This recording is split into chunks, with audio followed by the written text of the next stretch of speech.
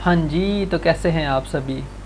तो यार मैंने रिसेंटली एक प्रोजेक्ट के ऊपर काम किया है, तो मेरा दिल था कि वो प्रोजेक्ट आपके सबके साथ शेयर करूं। तो मैं अपने फ़ोल्डर के अंदर आ जाता हूं और राइट क्लिक करके ओपन विद वीएस कोड कर लेता हूं। ठीक है, तो मेरा ये सारा जो कोड है ये एक दफ़ा वीएस कोड के अंदर आ जाए।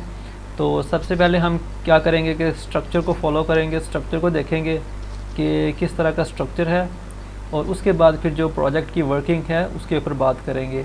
ठीक है, तो मेरे पास यहाँ पर सिंपल दो फ़ोल्डर हैं, एक है बैकएंड, एक है फ्रंट एंड। अब मैंने क्या किया कि मैंने जो काम किया है वो सारा एपीआईज़ के ऊपर काम किया है। बैकएंड अलग लिखा है और फ्रंट एंड अलग लिखा है। अगर मैं पहले फ्रंट एंड की बात करूँ तो फ्रंट एंड जो है वो मेरा सारे का सारा रिएक्ट के अंदर है, जिसमें मैंने क्या किया कि रिडक्स टूलकिट का यूज़ किया और एपीआई फेचिंग के लिए थंगसिंग का यूज़ किया। उसके अलावा चक्रा यूआई का यूज़ किया जो कि सीएसएस का फ्रेमवर्क है। उसके अलावा रिएक्ट आइकन्स वगैरह का यूज़ किया बस। और ये सारे का सारा फ्रंट एंड उसके अंदर है, अथेंटिकेशन वगैरह भी लगी है, सारा कुछ लगा हुआ है। उसके बाद खैर हमारे पास बैकएंड। बैकएंड जो है वो मेरा नोड जेएस के अंदर है, जिसके अंदर मैंने एक्सप्रेस फ्रेमवर्क का यूज़ किया है। ठीक है, और इसके अंदर भी जो है वो अथेंटिकेशन सारी लगी हुई है, जिसमें हम इमेजेस वगैरह को अपलोड कर सकते हैं और भी बहुत सारे काम कर सकते हैं। ठीक है, तो इन दोनों को मैं बंद रखता हूँ और सबसे पहले मैं क्या करता हूँ कि इन प्रोजेक्ट्स को रनिंग स्टेट में लाता हूँ। ठीक है, तो मैं सबसे पहले फ्रंट एंड में जाता हूँ और इसको npm run डेवलपमेंट कर देता हूँ। सिमिलरली मैं अपने बैकएंड के अंदर जाता हूँ और उसको भी जो है वो रनिंग स्टेट में ले आता हूँ। अब मेरे ये जो दो प्रोजेक्ट्स हैं, प्रोजेक्ट से एक ही है, बेसिकली दो अलग अलग टेक्नोलॉजीज़ हैं, फ्रंट एंड और बैक एंड। अब ये मेरी यहाँ पर रनिंग स्टेट में आ गई है फ्रंट एंड भी, जो कि लोकल होस्ट 5173 के ऊपर रन हो रही है, और जो सेकंड एप्लीकेशन है वो 4000 पोर्ट के ऊपर रन हो रही है। ठीक है, अब मैं अपने ब्राउज़र में आता हूँ और यहाँ पर लोकल होस्ट 5173 के ऊपर आता हूँ। तो यहाँ पर जो मेरा प्रोजेक्ट है वो यहाँ पर लोड हो रहा है। ठीक है, अब जैसे लोड होता है हम इसकी इनर वर्किंग को देखते हैं। अब सबसे पहले यहाँ पर क्या है, हमारे पास सिंपल प्रोजेक्ट है, इसमें कोई वो बड़ी बात नहीं है। पूरा एक ई कॉमर्स का स्टोर है, इसके अंदर पूरी की पूरी हम ई कॉमर्स की जो मैनेजमेंट है वो कर सकते हैं। ठीक है, अब सबसे पहले हमारे पास टॉप जो है वो हेडर है। हेडर में सर्चिंग वगैरह और कार्ट वगैरह, और उसके अलावा जो है ना हमारी प्रोफाइल वगैरह का ऑप्शन मौजूद है। ठीक है, मैं इसको लॉग आउट कर देता हूँ, मेरी पहले से ही लॉगिन था। ठीक है, और उसके अलावा यहाँ पे कैरोसेल यूज़ कर रखी है मैंने, जो कि रिएक्ट रिस्पॉन्सिव कैरोसेल से मैंने ली है। उसके अलावा यहाँ पर एक साइड मेन्यू है, और उसके अलावा मेरे पास जितने भी प्रोडक्ट्स हैं उनकी यहाँ पर जो लिस्ट है वो शो हो रही है। ठीक है, इसमें मैंने जो इमेजेस यूज़ की हैं वो मैंने रियल इमेजेस यूज़ की हैं डिफरेंट रिसोर्सेज के ऊपर से। ठीक है, और उसके अलावा जो है यहाँ पर आप जितने भी प्रोडक्ट्स हैं आपके, वो आप उनको नेक्स्ट कर सकते हैं, उनको देख सकते हैं। ठीक है, और ये इमेजेस चूँकि इंटरनेट से आ रही हैं तो थोड़ी टाइम लेती हैं इनको लाने में। ठीक है, और यहाँ पर ये सारे के सारे प्रोडक्ट्स दिखा रहा है। अब क्या करते हैं, सबसे पहले यहाँ प्रोडक्ट्स पे चलते हैं, और यहाँ पर भी मैंने कुछ फ़िल्टर्स वगैरह भी लगा रखे हैं जो कि प्राइस पे आप देख सकते हैं उनको। ठीक है, और उसके अलावा रिव्यूज़ पे आप चेक कर सकते हैं। ठीक है, अभी ये देखें प्राइस पे जो जो हैं, उसके अलावा रिव्यूज़ पे आप इनको चेक कर सकते हैं। अभी 3 to 5 हैं, उसके अलावा 4 to 5 हैं, देखो तो 4 to 5 हैं। सिमिलरली आप 5 कर के भी आप चेक कर सकते हैं। ठीक है, उसके अलावा यहाँ पर ये भी कैटेगरी है। अब यहाँ पर इस पर आप क्लिक करते हैं तो आप नेक्स्ट आ जाते हैं, जहाँ पर इनकी इमेजेस लगी हैं, और यहाँ पर ये अभी तो जो उसका स्टॉक है वो आउट ऑफ स्टॉक है। ठीक है, अब आप यहाँ से इसको बाय नहीं कर सकते, ऐड टू कार्ट कर सकते हैं लेकिन बाय नहीं कर सकते। उसके लिए आपको पहले लॉगिन करना पड़ेगा। तो लॉगिन पे चलते हैं, और यहाँ पर मैं यूज़र 1 से लॉगिन कर लेता हूँ। ठीक है, इनफैक्ट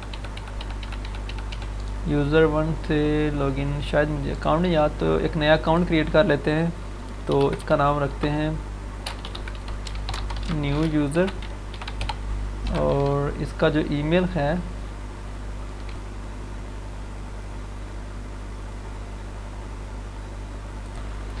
ओके।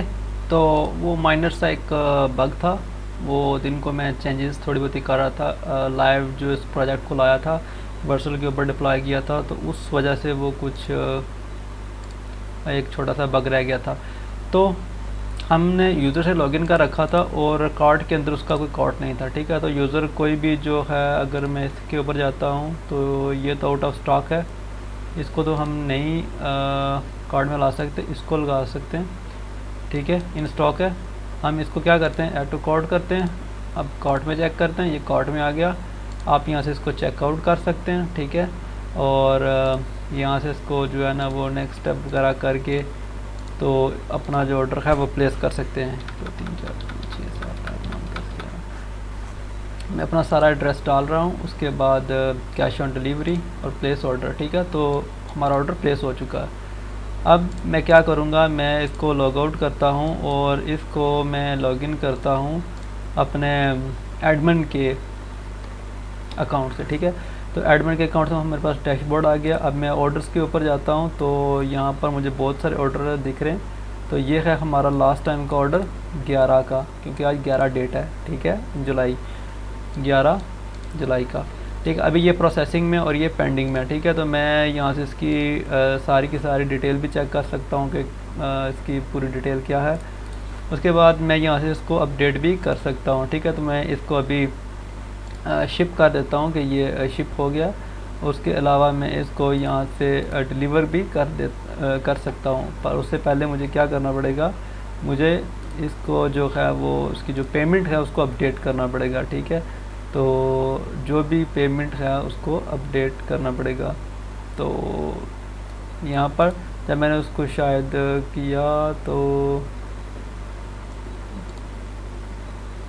पैड और ये भी पैड, तो वो शायद जब मैंने उसको किया तो वो उसी वक्त अपडेट हो गया था। पर यहाँ पर अभी भी थोड़ा सा जो है वो मुझे कुछ दिख रहा है। प्रोडक्ट्स के ऊपर सारे प्रोडक्ट्स दिख रहे हैं, ऑर्डर्स के ऊपर ओके। तो अब ये पैड हो गया, ठीक है। जब वो स्टेटस वहाँ से पेमेंट का स्टेटस अपडेट किया तो यहाँ से पैड हो गया, ठीक है। सिमिलरली यहाँ से ऑल पे प्रोसेसिंग वाले दिख जाएंगे, शिफ्ट वाले, डिलीवर वाले, इनकी एनालिटिक्स भी आप चेक कर सकते हैं कि लास्ट के जो 30 ऑर्डर्स हैं वो कितने कितने आप में हुए हैं, ठीक है। और इसी के साथ साथ आप जो है वो स्टॉक भी चेक कर सकते हैं कि अभी जो स्टॉक है वो कौन सा कम है और कौन सा ज़्यादा है, ठीक है। अभी मेरे पास कुछ ये हैं, ये है जो स्टॉक में नहीं है, तो मैं इसको क्या करता हूँ, मैं इसका 5 स्टॉक अपडेट कर देता हूँ, ठीक है। तो वो यहाँ से चला गया। हम इससे यहाँ से ये भी चेक कर सकते हैं कि जो 5 से नीचे के प्रोडक्ट्स रह गए हैं वो कितने हैं, ठीक है। और उसी के साथ साथ जो है वो यहाँ पर हमारे प्रोडक्ट सारे दिख रहे हैं, जो जिनका सारा डेटा यहाँ पे है। और उसके साथ साथ हम यहाँ से प्रोडक्ट को ऐड भी कर सकते हैं, ठीक है। तो मैं यहाँ से एक न्यू प्रोडक्ट ऐड करूँगा, उसकी प्राइस मैं यहाँ पे लगा देता हूँ 1000, और कैटेगरी जो है वो इलेक्ट्रॉनिक्स की, और इसी तरह से स्टॉक 1। हम इमेजेस भी ऐड कर सकते हैं अगर हम चाहें तो, वरना हम इमेजेस के बगैर भी हम अपना जो प्रोडक्ट है उसको अपडेट कर सकते हैं। तो मैं यहाँ से एक पिक्चर ले लेता हूँ और यहाँ पे सिंपल टेस्ट लिख देता हूँ और ऐड टू कार्ट कर देता हूँ, ठीक है। तो प्रोडक्ट एडिट सक्सेसफुली।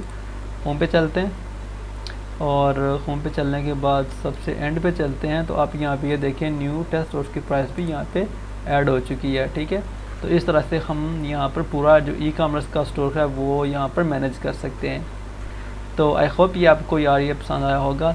अगर आपको ये इसके कोड के बारे में अगर कोई पूछना है तो आप कमेंट सेक्शन में ज़रूर पूछ सकते हैं। और आज के लिए इतना ही, मिलते हैं नेक्स्ट वीडियो में।